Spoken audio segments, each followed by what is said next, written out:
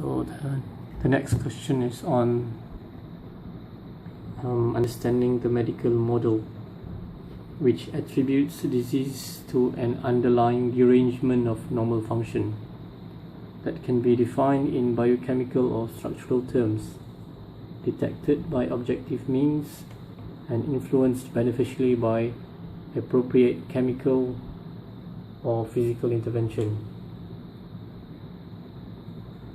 The medical model is the way that medical doctors and other paraclinical professionals such as nurses, etc., who practice modern medicine, this is how they understand medicine.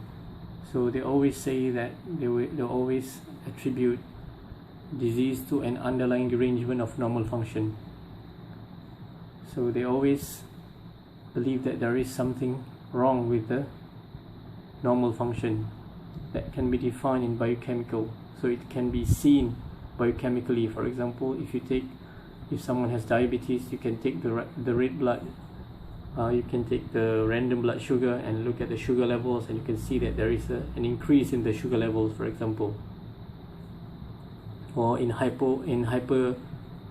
thyrotoxicosis, you can see an increase in the thyroxine level. So in biochemical, so when we talk about the medical model, you can always see something wrong with some levels, biochemical levels, or structural terms. For example, if you have a cerebral edema, you can always define that you can do a CT scan, you can do an X-ray, you can do an MRI and see what's happening. Is there something wrong in the brain or something wrong in the lung? So detected by objective means. So you can detect it by objective means. For example, this is just restating what's mentioned here, biochemically or structurally. You can detect it by doing some tests. You can do a CT scan, you can do an X-ray, or you can take the blood and check for levels of this and that. You can check for levels of sugar, you can check for levels of thyroxine, for example. And influence beneficially by appropriate chemical or physical intervention. That means that we can do something. Usually it can be influenced by something. We can give some drug, or you can do some operation to remove the problem. So that's the response to the first question. And the second one, between homeopathy and allopathy.